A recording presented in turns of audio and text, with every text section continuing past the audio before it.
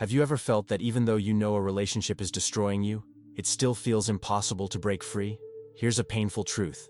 You're not trapped by the person, but by the illusion you've created about them. And until you learn to identify and break the unconscious ties that keep you in this cycle, you'll keep going back to the same pain, repeating the same patterns, without even realizing it. Carl Gustav Jung dedicated his life to understanding why this happens, and, more importantly, how we can break free from this emotional prison.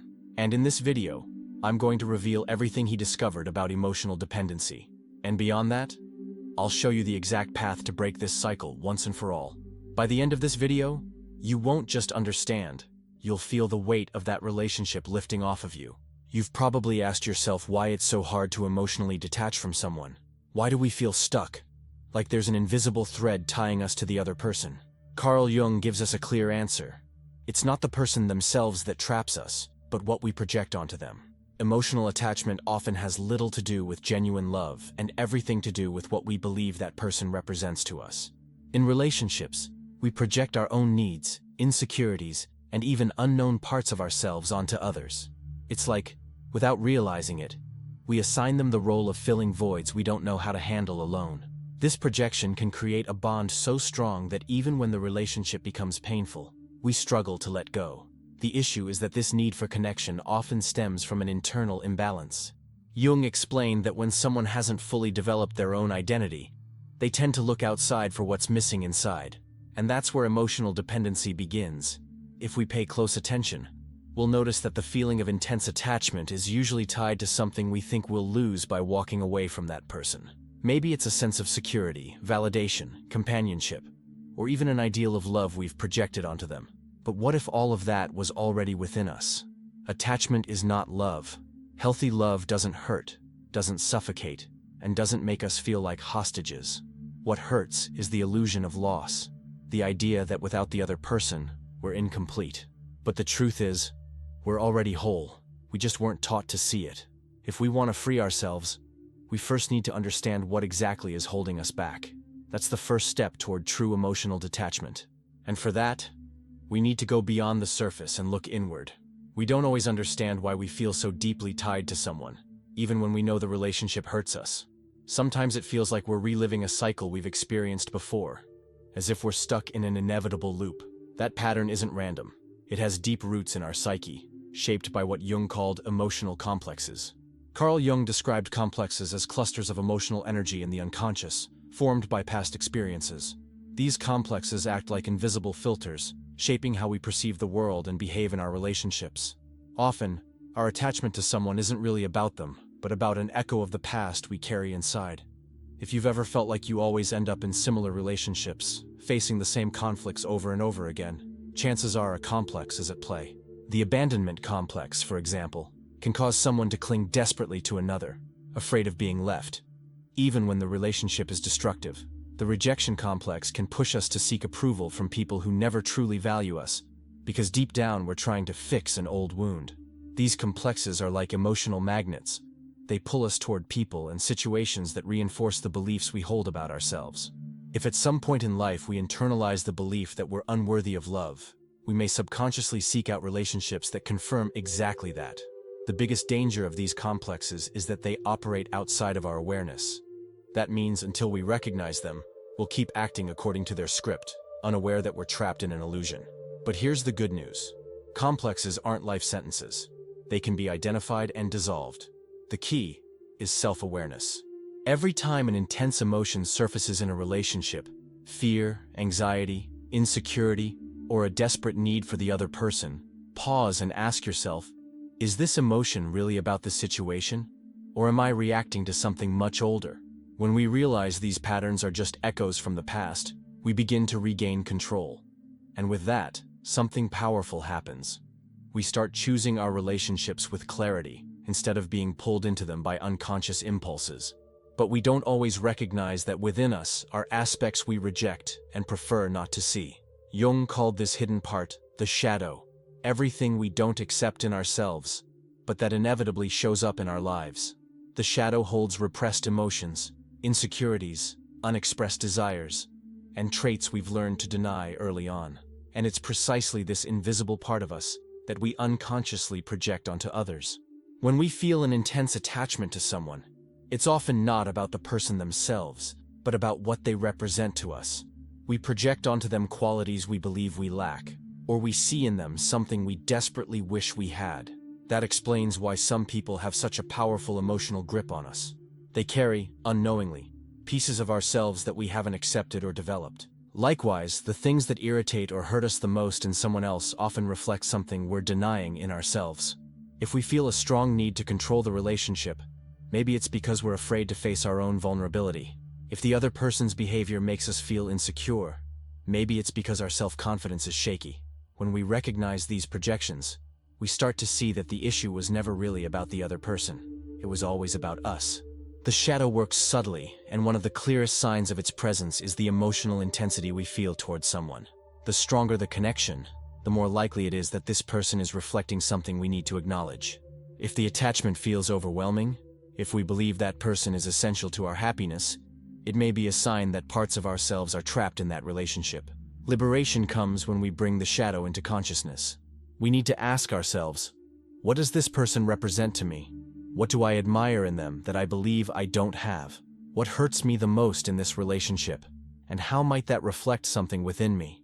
When we face these answers, we realize we don't need the other person to feel whole.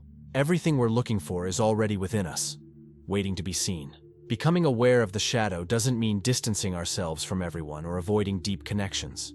It means we stop looking outside for what can only be found within. It means we learn to relate without dependency, without idealizations, and without the fear of losing something that, in reality, was always ours to begin with. Once we understand that, we start to see love differently, not as a prison, but as a space of freedom. Love is often idealized as an absolute feeling, an irresistible force that justifies any sacrifice. From an early age, we're taught that loving means giving ourselves entirely to the other person, that real connection comes with pain, jealousy, and even suffering. But what if that view is wrong? What if, instead of love, we're just caught in an unconscious pattern of attachment? There's a fine line between a healthy relationship and one based on dependency. What many people call love is actually fear disguised as affection. Fear of loneliness, fear of not being enough, fear of losing a part of themselves with the other person. When we believe someone completes us, we start acting as if, without them, we're just empty halves. But that's one of the greatest illusions created by our unconscious. Jung reminds us that true love doesn't imprison. It doesn't come from lack, but from wholeness.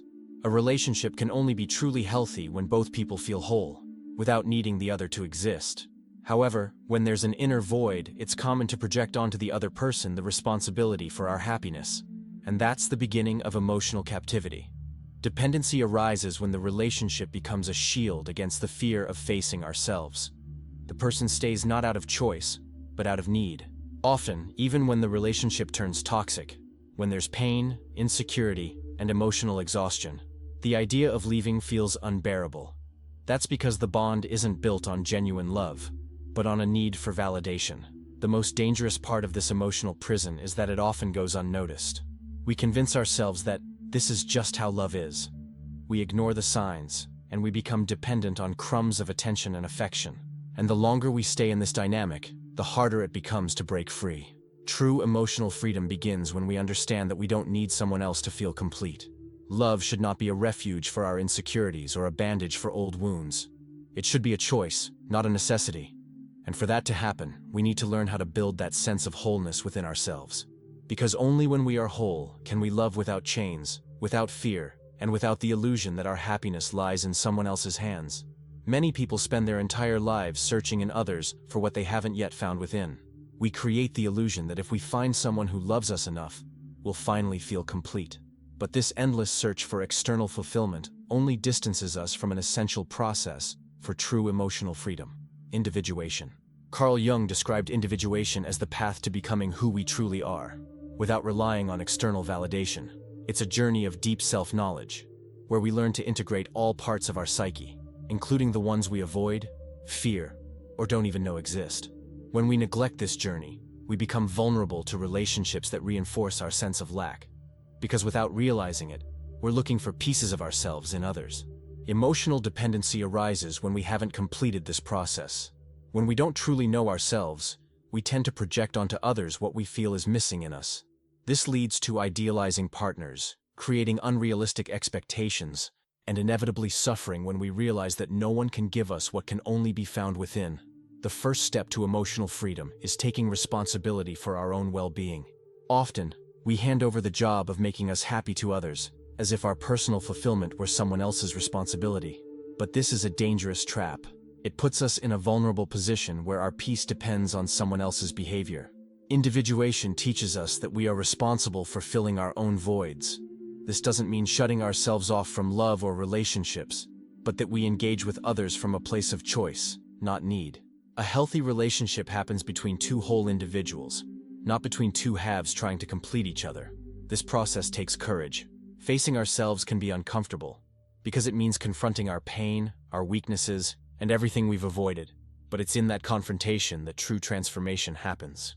When we learn to find satisfaction in our own company, when we develop a solid sense of identity, emotional attachment loses its grip. Not because we stop loving, but because we start loving consciously, without cages and without fear. As we become more authentic and let go of the illusion that we need someone else to be happy, we begin to realize that true fulfillment was never outside. It was always within us, waiting to be discovered. There's something in Jung's philosophy that I think is crucial to mention.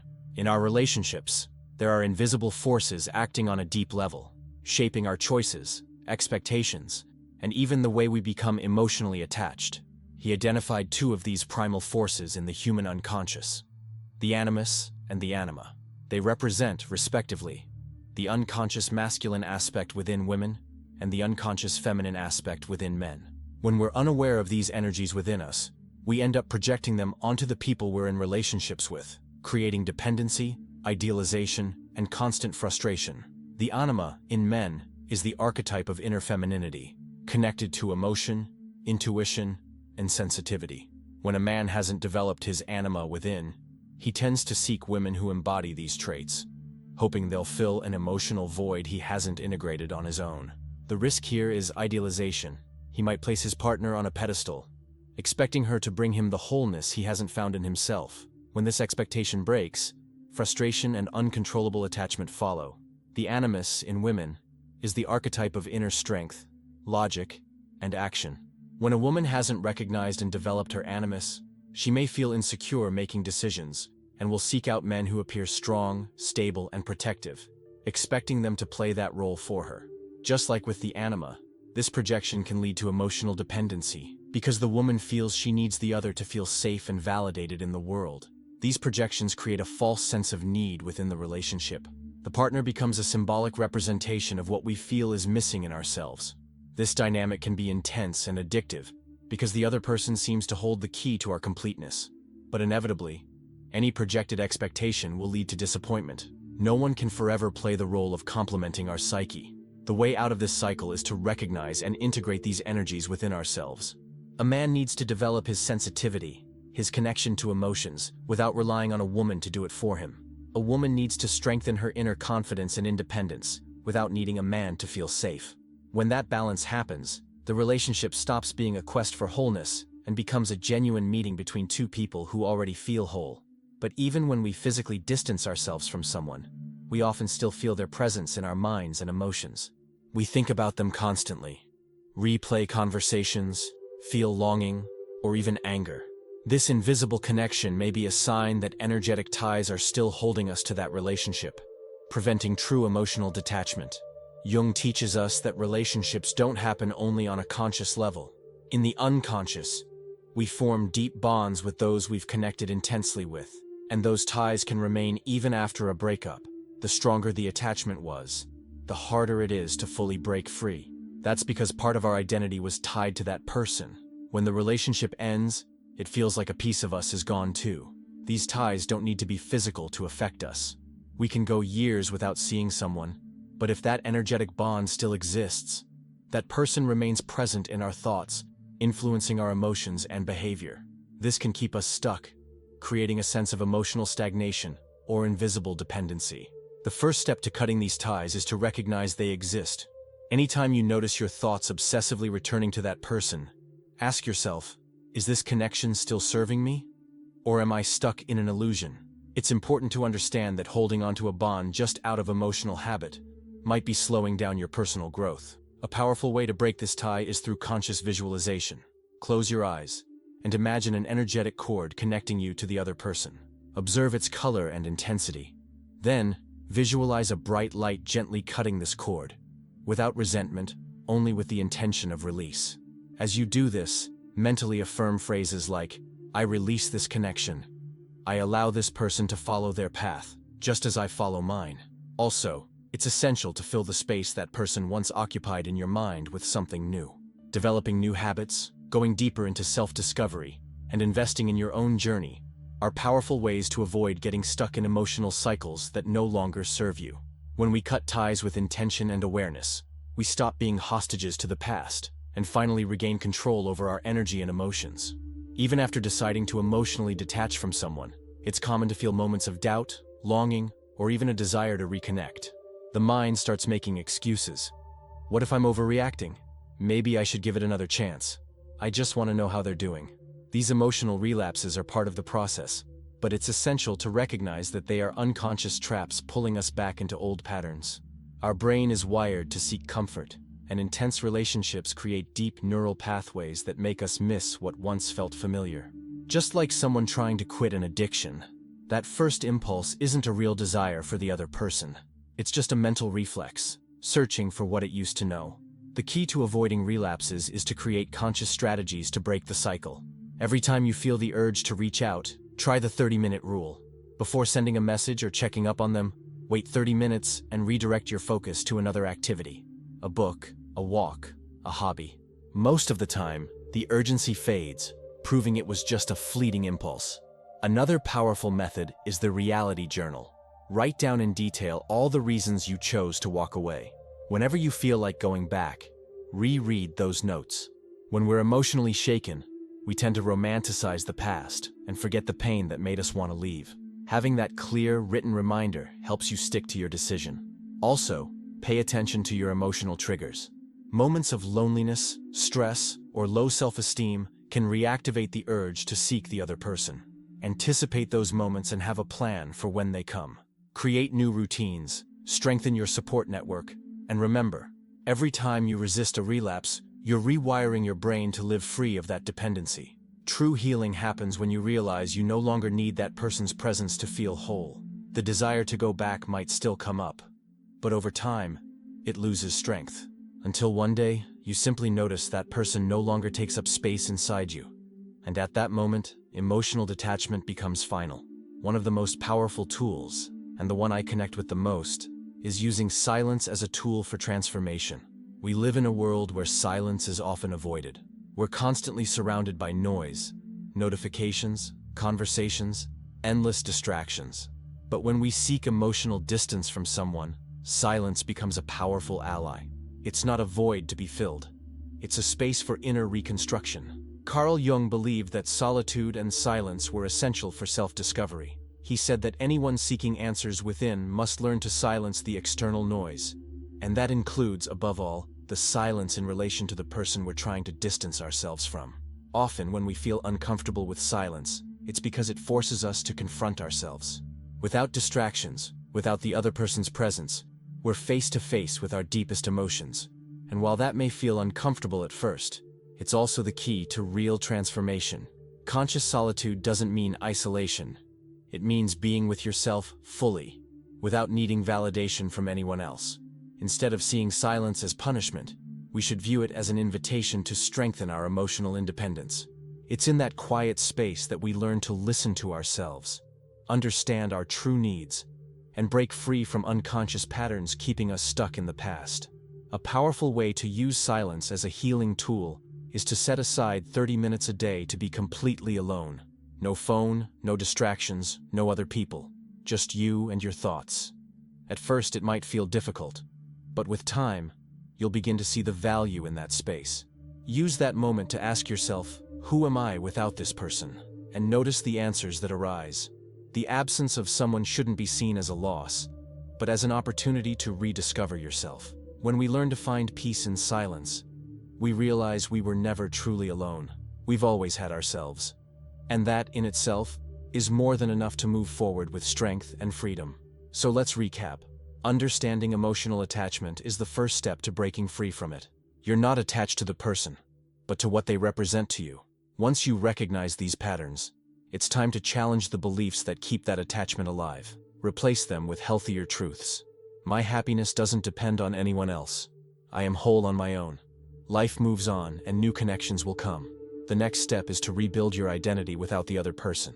Invest time in yourself, rediscover your interests, strengthen your routine, and expand your social circle. It's also essential to cut emotional and energetic ties. Physical distance alone isn't enough. You have to break the internal connections still holding you to the past. Finally, avoid relapses. The urge to go back may come, but you don't have to act on it. Whenever you feel the need to reach out, wait 30 minutes. Do something else. Most impulses fade when we don't feed the immediate need. And before you know it, you'll realize you don't miss them anymore. Emotional detachment can feel, at first, like a painful and even frightening process. When we walk away from someone we've deeply bonded with, it feels like leaving behind a part of our story, as if we're saying goodbye to a version of ourselves that only existed within that relationship. But what many don't realize is that behind this apparent emptiness, something much greater is happening, a rebirth. Carl Jung said that for something new to emerge, something old must die. This principle applies not just to physical life, but to our emotional life as well. When we free ourselves from an attachment that limited us, we're not just ending a cycle, we're making space for something new to grow within us. But for that rebirth to happen, we must embrace the process of transformation, trust that every phase has its purpose, and understand that the pain of detachment is actually a sign of deep inner growth. At first, it might feel like nothing has changed. You may feel longing, your mind may keep revisiting memories, but gradually, you'll start to notice something different. Your energy is no longer stuck in the past. The emotional weight begins to lift. You realize that your days continue as usual, that your identity is no longer tied to that person's presence, and what once felt essential is now just a memory. That's true rebirth, the discovery that you are bigger than any relationship you've ever had, that your life goes on, that you can create new meaning, discover new versions of yourself, and open up to experiences more aligned with your essence. The pain of attachment fades, and in its place emerges a new sense of freedom. Those who go through this process and allow themselves to move forward discover that real love is not a bond of dependency, but a state of internal wholeness. And when we learn to be enough for ourselves, relationships stop being a refuge and become a complement to a life that's already complete on its own. Emotional liberation isn't just about walking away from someone. It's about rediscovering yourself, redefining who you are, and growing stronger. It's about understanding that every ending is really a new beginning. And when you understand that, you'll realize you were never really losing anything. You were making space for something greater.